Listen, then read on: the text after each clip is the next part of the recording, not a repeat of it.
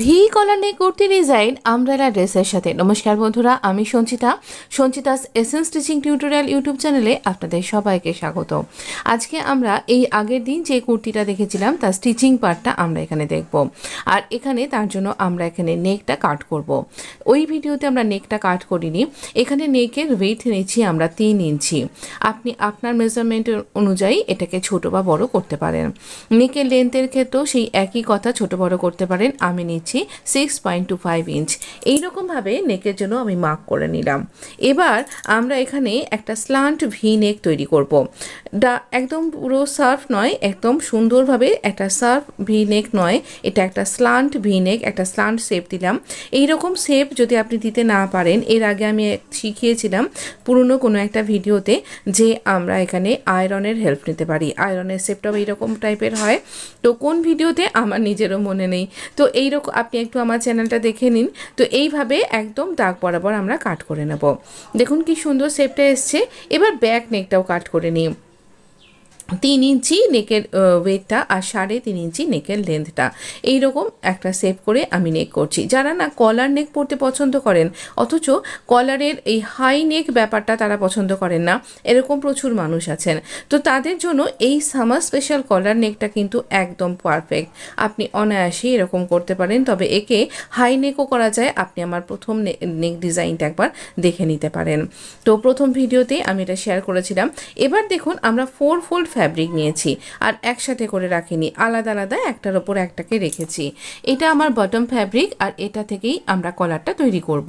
তো ওপরের দিক থেকে আমরা আগে 0.75 ইঞ্চ বা 1 ইঞ্চি মতন ছেড়ে দেব, আর নিচের দিকে যেখানে ভিটা হয়েছে সেখানেও 2 সুতো মতন আমরা এখানে ছেড়ে দেব। দিয়ে এইরকমভাবে এই নেকটাকে ড্র করে নেব। খেয়াল রাখতে হবে যে ফোল্ডেড সাইডের সাথে ফোল্ডেড সাইডটা যেন ওই দিকেই ম্যাচ করে থাকে। এইভাবে ম্যাচ করে আমরা এইভাবে একটা নেক ড্র করে নিলাম। এবার আমরা কলারটাকে ড্র করব। আমরা এখানে 2.5 ইঞ্চি মার্ক করছি। এই 2.5 ইঞ্চিটা একটু ভালো করে দেখাই, হ্যাঁ, ঘুরিয়ে নিলাম আপনার দিক করে। এবার এই 2.5 ইঞ্চি করে আমরা এখানে মার্ক করতে থাকবো। একটু করে আমরা এই নেকের যে লাইন বরাবর সেখানে ইঞ্চি টেপকে সরাচ্ছি, নিচের দিকেও সরাচ্ছি। এবার আস্তে আস্তে এই নেকটা একটুখানি ছোট সরু হয়ে যাবে। এখানে 2 ইঞ্চি রাখছি, এখানে 2 ইঞ্চি বরাবর রাখছি। এখান থেকে বাকি পুরো অংশটাতে আমরা 2 ইঞ্চি করে রাখছি। মোটামুটি এই যেখান থেকে কার্ভটা শুরু হয়েছে সেই পর্যন্ত 2.5 ইঞ্চি রাখার পর এটাকে একটু কমিয়ে দিলাম। আপনি আপনার মেজারমেন্ট অনুযায়ী ছোট বড় করতে পারেন, এতে করে নেকটা একটা সুন্দর শেপ পেয়ে যাবে, তাই জন্যই করা। আর এইভাবে আমরা এখানটাতে কাট করে নেব। একদম প্রপার দাগ বরাবরই কাট করব, কোথাও বেশি বা কম কিন্তু রাখা যাবে না। একদম পারফেক্টভাবে নেকটা কাট করবার জন্য, কলারটা তৈরি করার জন্য এইভাবেই কাট করব। এখানে কলারে বেশ কিছু বিশেষত্ব আছে, আপনি পুরো ভিডিওটা ওয়াচ করুন, আপনি দেখতে পাবেন ভীষণ সুন্দর একটা কলার আপনি নিজেই তৈরি করতে পারছেন আমার সাথে সাথে। ভালো কথা, আমি ভাবছিলাম আপনাদের সাথে লাইভ কিছু টিউটোরিয়াল শেয়ার করব। আপনারা কারা কারা এইতে সহমত আছেন বা কোন টাইমে আমি এটা করতে আপনাদের সুবিধা হয় একটু কমেন্ট বক্সে প্লিজ লিখে জানান। দেখুন এইরকমভাবে আমাদের এই কলারটা কি প্রিটি না। চলুন, এটা তো এখনো কিছুই হয়নি। এবার আমরা এই নেকটাকে স্টিচ করব। এই আমাদের হলো কলার, একে কি করে আমরা স্টিচ করব আমাদের এই গার্মেন্টের মধ্যে, চলুন ভালো করে শিখিয়ে দিচ্ছি। এটা আমরা এরকমভাবে খুলে নেব। দেখুন এইরকমভাবে এটা মুখোমুখি থাকবে। এবার এটাকে খুলে নিচ্ছি। খুলে নেবার পরে আমরা এই দুটোকেই উল্টো দিকে ঘুরিয়ে নেব। এটা আমাদের উল্টো দিকটা। দেখুন এইরকমভাবে উল্টো দিকে ঘুরিয়ে নিলাম। আর এখানে এই উল্টো দিকের ধার বরাবর আমরা এখানে স্টিচ করব। না শুধু স্টিচ করব না, আমরা এখানে ইনভিজিবল লেস অ্যাটাচ করব। এই লেসটাকে এরকমভাবে ফোল্ড করলাম। কোন দিকে ফোল্ড করলাম একবার দেখে নিন ভালো করে। দিয়ে ফোল্ড করে আমরা এখানে লেসটাকে উল্টো করে রাখবো। লেসটাকে মাঝখানে রাখছি আর একদম 1 সুতো মতন ভেতর দিকে ঢুকিয়ে রাখছি। আর এই 1 সুতো মতন ভেতর দিকে রেখেই আমরা এখানে 3টে লেয়ারকে একসাথে স্টিচ করছি। একটা বাইরের লেয়ার, একটা ওপর নিচে রয়েছে যেটা বাইরে একটা লেয়ার, তার মাঝখানে লেস আর ওপরে একটা লেয়ার। একদম যেরকমভাবে মেজারমেন্ট করে আমরা দাগ দিয়েছিলাম সেইভাবেই। খুব একটা বেশি ফ্যাব্রিক আমরা এখানে স্টিচিংয়ের মধ্যে নিতে পারবো না। এইভাবেই আমরা এখানে স্টিচ করছি। মোটামুটি 2 পয়েন্ট আমরা এখানে স্টিচ করছি, লেসটা কাট করে নিলাম, বাকিটা স্টিচ করলাম। এবার যদি আমরা এটাকে টার্ন করে বার করব তাহলে দেখতে পাবেন এটা ইনভিজিবলভাবে স্টিচ হয়ে গেছে লেসটা। দেখুন কি সুন্দরভাবে কোনাটাও বেরিয়ে এলো, আবার এখানে এই রকমভাবে আমাদের কিন্তু সুন্দরভাবে এই কলারটা বেরিয়ে এলো। একটা শার্ট কলার আপনি বলতে পারেন, একটা ভি কলার বলতে পারেন, পিটার প্যান কলার বলতে পারেন, চেলসি কলার বলতে পারেন। তো কলার নেক তো রেডি। কী করে অ্যাটাচ করব, আমরা কুর্তির যে পাঁচা ফ্যাব্রিক সেই ফ্যাব্রিকটার ফোল্ডের সাইডটা নিয়েছি, নিয়ে এরকমভাবে আমরা নেকটাকে মার্ক করলাম। আর এখানেও আমরা এরকম 2 ইঞ্চি মতন এখানে আন্দাজে এভাবে ফ্যাব্রিক রাখছি, আর এই দাগ বরাবর আমরা এখানে কাট করে নেব। আমরা এখানে উইদাউট ক্যানভাস কলার তৈরি করছি, আর পুরো নেকেও তাই। এবার যেটা বাইরের দিক সেখানটাতে আমরা এইরকমভাবে স্টিচ করছি। এইভাবে আমরা এখানে পুরোটাতে স্টিচ করছি। দেখুন এইরকমভাবে একদম সিঙ্গেল ফোল্ড করে এইরকমভাবে স্টিচ করছি। এরকম নেক আমি ফেসিং এর আগে আপনাদের সাথে অনেকবার শেয়ার করেছি, তবে খেয়াল রাখবেন যেন বেশি না ফোল্ড হয়ে যায়, আর একদম সমানভাবে যেন হয়, কারণ এটা আবার বাইরের দিকে বেরিয়েও সেলাইটাও হবে। তবে হ্যাঁ, এখানে হেমও করে নেওয়া যায়। তো এইভাবে আমরা স্টিচ করে নিয়েছি। এবার আমরা সাজাবো। দেখুন এইবার আমরা মাঝখানটাতে একদম যে আমাদের মাঝখানের ক্রিজটা, সেখানে এই যে আমাদের এই পেটেলটা থাকছে, এবার এখানে পিন দিয়ে আটকে নিন ভালো করে, যেন মিডিলের সাথে মিডিলটা লেগে থাকে, আর কলারটা যেন উঁচু নিচু না হয়ে যায়, একদম দুটো দিক যেন বরাবর থাকে, সেটা খেয়াল রাখবেন। এইভাবে আমি এখানে সুন্দর করে আটকে নিলাম পিন দিয়ে।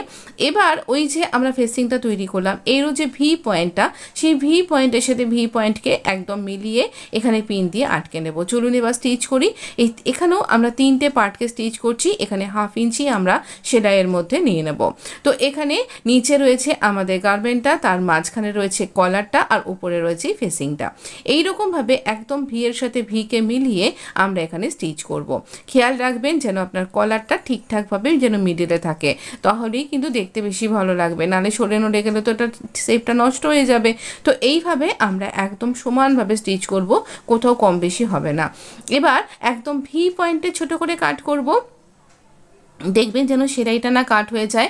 আর এখানে এটা রাউন্ড ভি, তো এটা স্ল্যান্ট শেপ দিয়েছিলাম ভিতে, তাই এই অংশগুলো তো গোলাইটাতেও ছোট ছোট করে কাট করতে হবে এটাকে ভালো করে টার্ন করবার জন্য।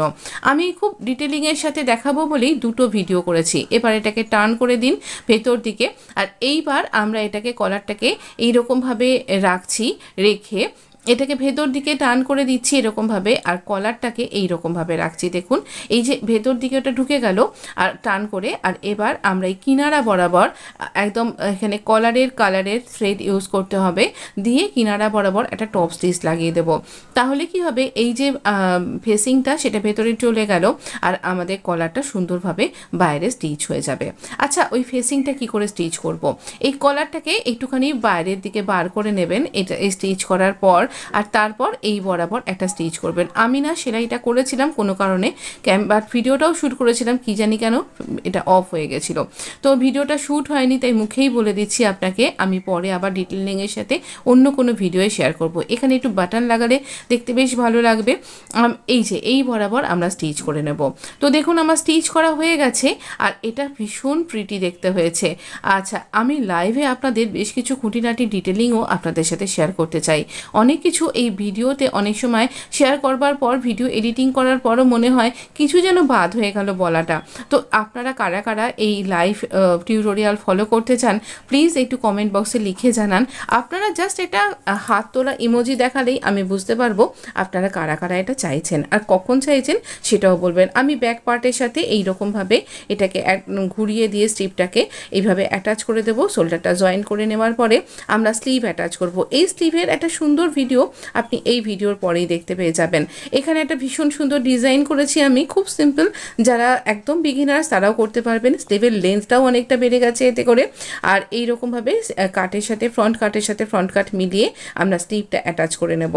আর এইভাবে অ্যাটাচ করে নেবার পরে আমরা এখানে আমাদের বটমটা অ্যাটাচ করবো। দেখুন মাঝে কাট করেছিলাম না, তো এখানে আপনি কাটিং ভিডিওটা একবার দেখে নিন, বুঝতে পেরে যাবেন। তো এই আমব্রেলা স্কার্টটাকেই কাটের সাথে কাটটা পিন দিয়ে আটকে নেব, নিয়ে এইবার এখানে স্টিচ করে নেব। আমি একটা ট্রিক্সের মাধ্যমে এই ঘেরটাও বাড়িয়ে নিই, কিন্তু আপনি কাটিং ভিডিওটা অবশ্যই কিন্তু ফলো করবেন।